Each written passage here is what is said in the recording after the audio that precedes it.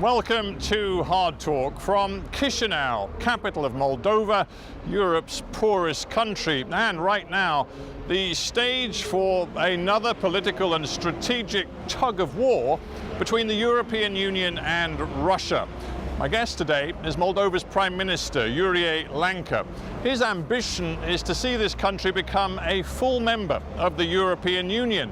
But there is a problem. A chunk of Moldovan territory has been in the control of pro-Russian separatists since the collapse of the Soviet Union.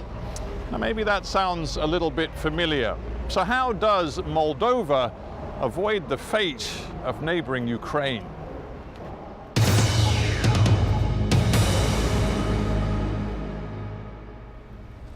Prime Minister Iurie Leanca, welcome to Hard Talk. Has the crisis and the violence in Ukraine brought a real sense of vulnerability, insecurity here in Moldova? Well, the tragic developments in Ukraine, which is just in our neighborhood, of course, are very dangerous for Ukraine, but they are very dangerous for the region and for the continent. Not just because by these violent actions we see the entire very still fragile security architecture which was in the process of being built is now basically destroyed, and we need to launch the process again. But because it does raise a lot of concerns in terms of security, concerns in terms of our economic situation, because we, especially in Moldova, are a very small country and very dependent and vulnerable on the regional shocks and on the regional problems. So you feel vulnerable today? You sound as though you feel vulnerable. What is even worse, it brings, and it has brought and it still brings, the uncertainty. And there is nothing worse than uncertainty, because you don't know what might happen today, what might happen tomorrow, and what shall be your answers to those possible scenarios, both positive or also eventually negative. You talk of uncertainty. Surely what has become more clear, more certain, is that Russia has the ability and certainly the intention to impose its influence and ultimately, you could argue, its authority on its neighborhood, what they call the near abroad, the old Soviet empire, if you like, and you stand as a part of that near abroad.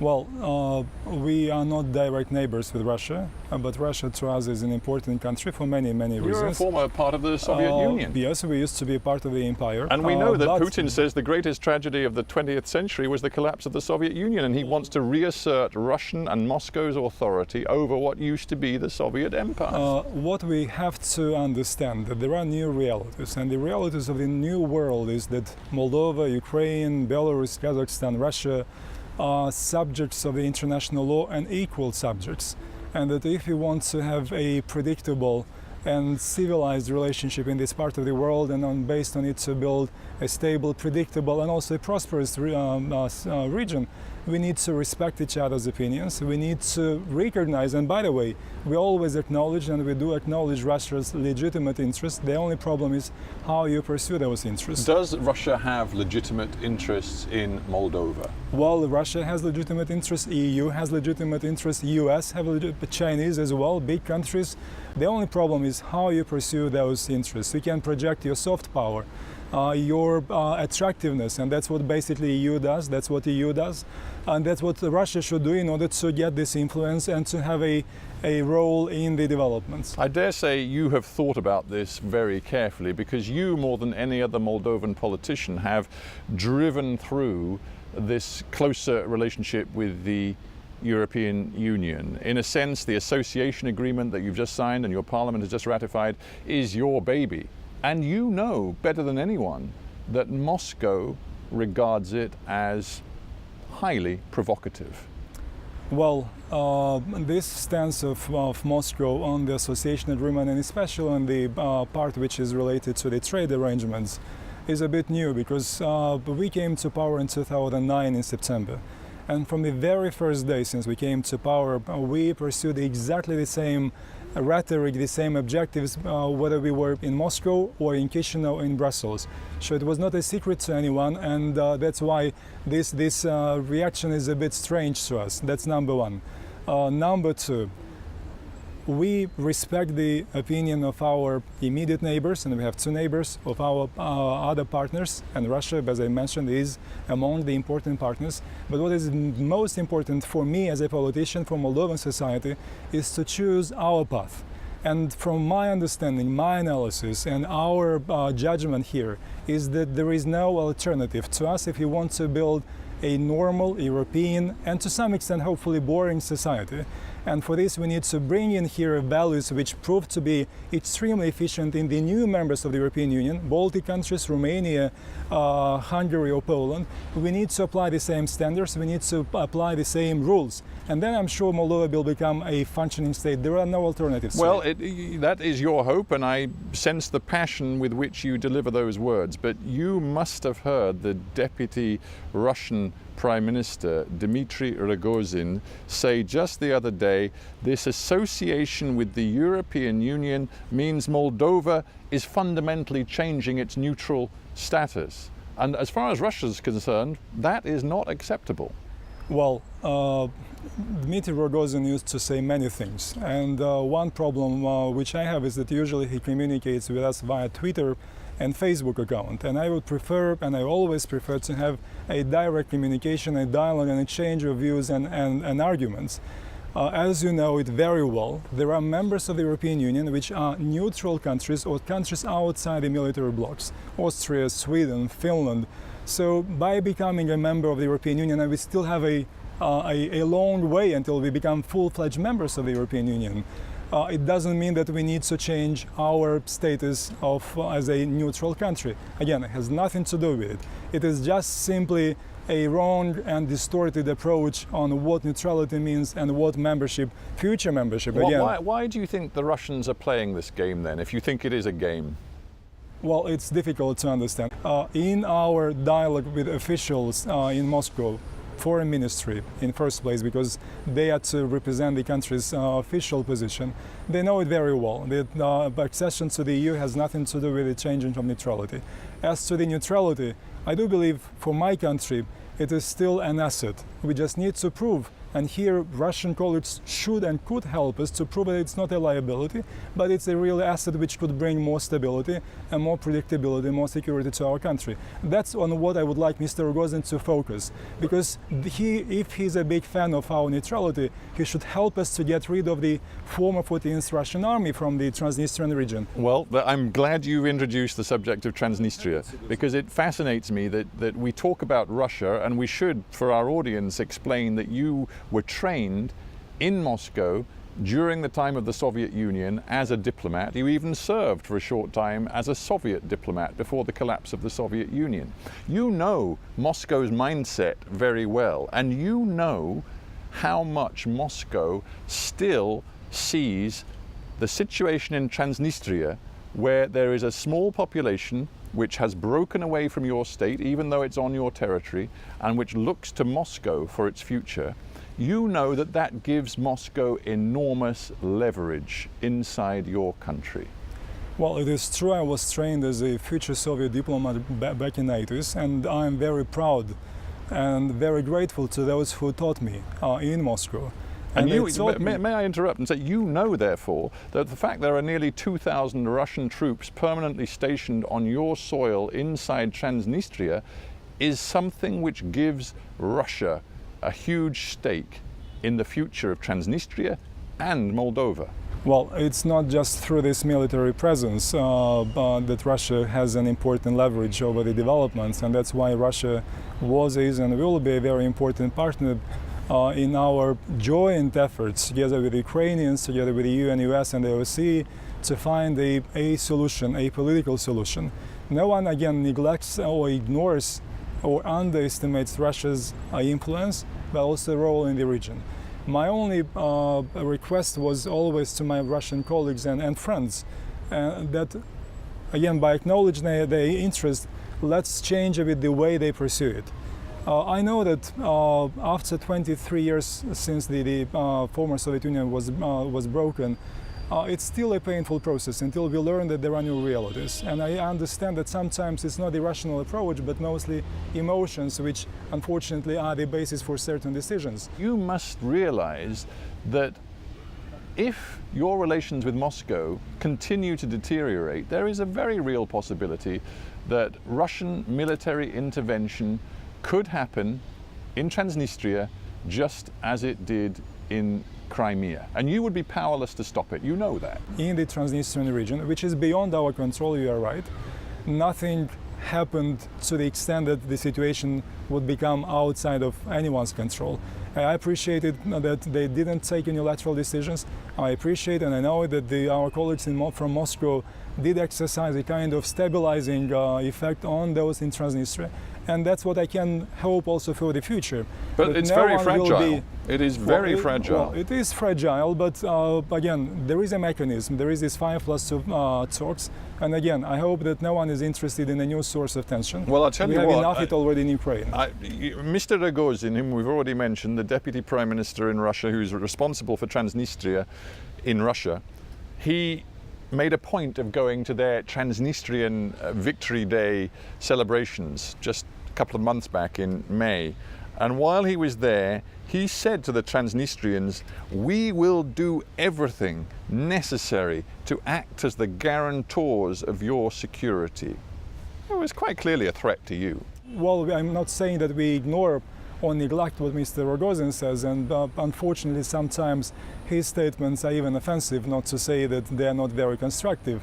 But we are trying to do our best, in first place, not to give any reasons to our Russian colleagues somehow to take a line which might lead to a worsening of the relationship. That's not our interest. We want to keep a very active political dialogue. We want our trade to develop, and we do believe that the European integration makes us more predictable, makes us more stable and more reliable interlocutor, which serves not just the interests of our society and our relation with the West, but also our relations with the East. I can see that that might work as long as you are in power, because you are determined to push forward with this policy. But there are elections coming in Moldova in November, and the main opposition party and its allies, the communists, they are absolutely opposed to your association agreement, and they want actually to join the Russian-backed customs union and be much closer to Moscow. Now, your predecessor as Prime Minister, Vladimir Filat, he said just the other day, Russia has increased its intelligence activity inside Moldova, in political parties, in NGOs, in the media, and they have only one objective: to destabilize the government in the run-up to November's elections. Do you agree with him? So far, I have no big evidence of this direct activities, subversive nature of it. Yes, we have NGOs which are sponsored from Moscow, and it's not against our legislation.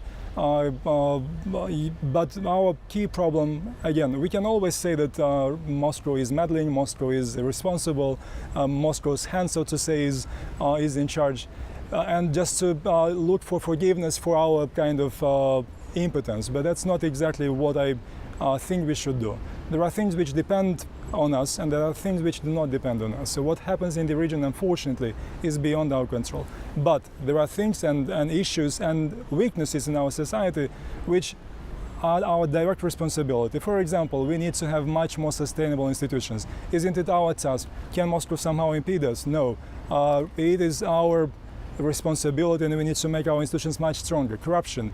Is it Moscow responsible that we still have a striving corruption in this country? No, it's our responsibility, it's our guilt also, and we need to do much more. Right. Let us now think more about your aspirations. You, I think, coined this phrase for your strategy. You called it Rethink Moldova, and you wanted to tell Moldova that if you are to become a part of the European family, there has to be fundamental institutional and structural reform.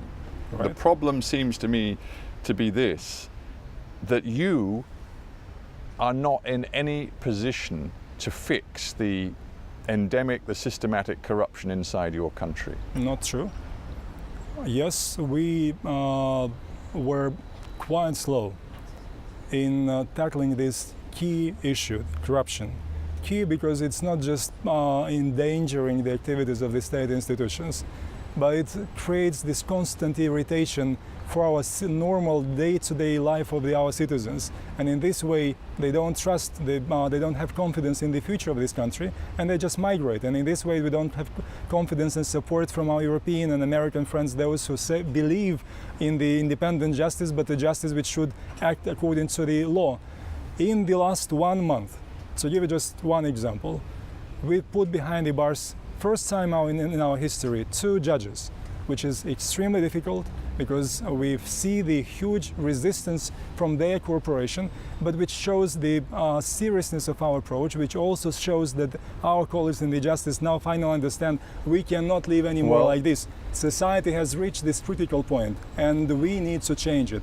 So what I'm saying is it is not easy. Excuse me, but you've put a couple of judges behind bars, a few police officers as well, whom the people you have not taken on and put behind bars are the people who really matter. That is the politicians and their friends at the very top of Moldovan society who are driving the corruption.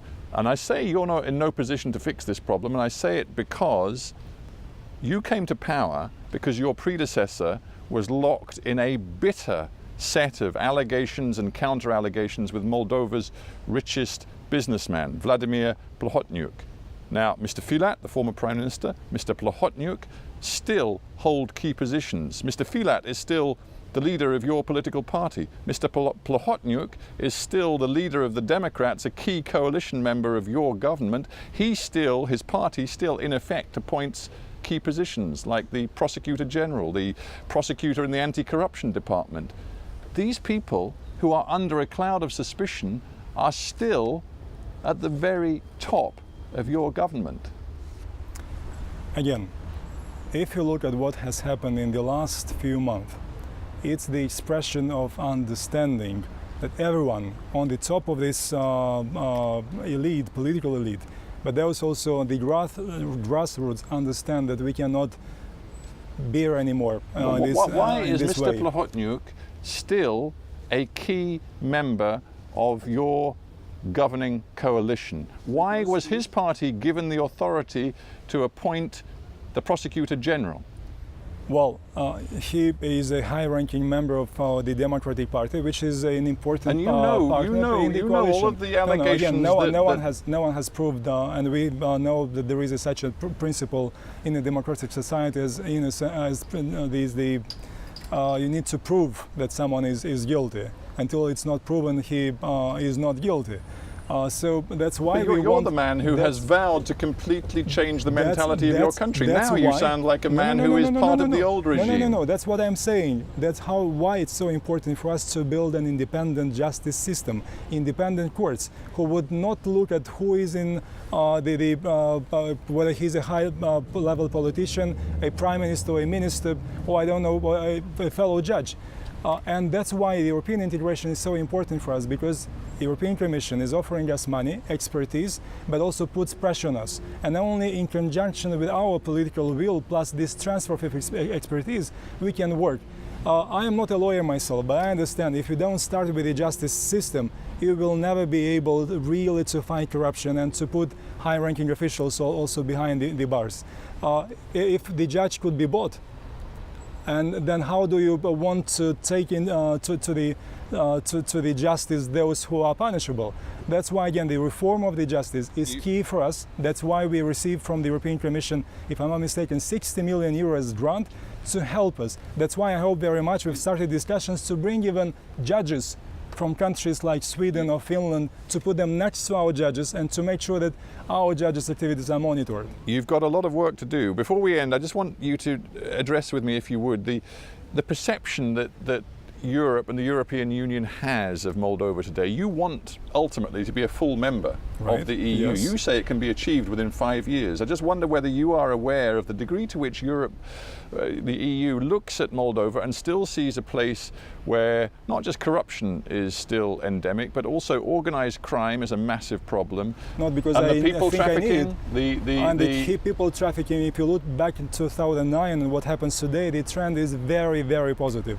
And that's what America Americans, but also people in Brussels can confirm that yes, we still have the problem, but the situation is much better in terms of not just prevention, but in terms of punishing those who were engaged, because before 2009 almost no one was put behind the bars for trafficking. The same is on the organized crime. This city is pretty secure.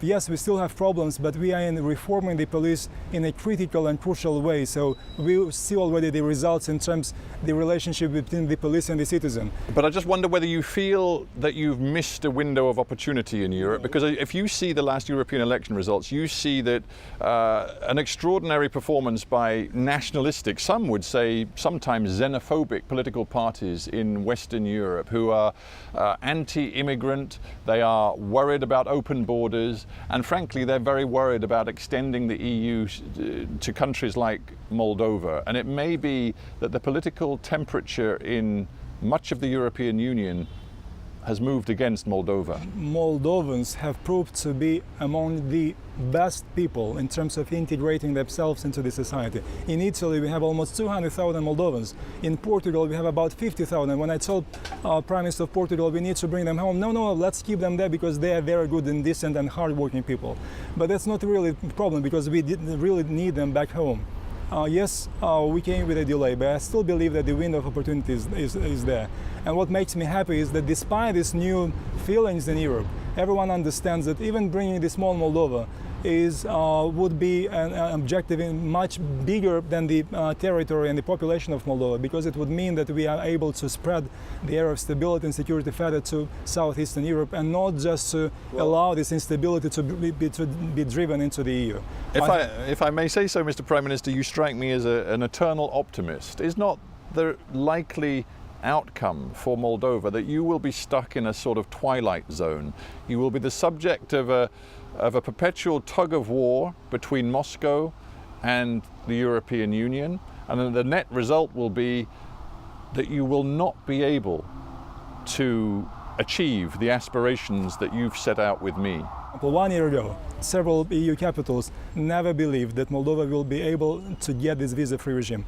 And it exists, and already 60,000 Moldovans were able to benefit from it, again, not to abuse, and it works. So I'm quite optimistic that yes, we will be able to get the European perspective to become candidate, and then to become, I don't know, it's not that important, but it's 5 or 7 or 8 years. What is critical for me is to win the elections, to continue this path, and to become candidate. Then we will be put on the irreversibility side of our pro-democratic, pro-reform movement. And in a word, you will not let Vladimir Putin stop you.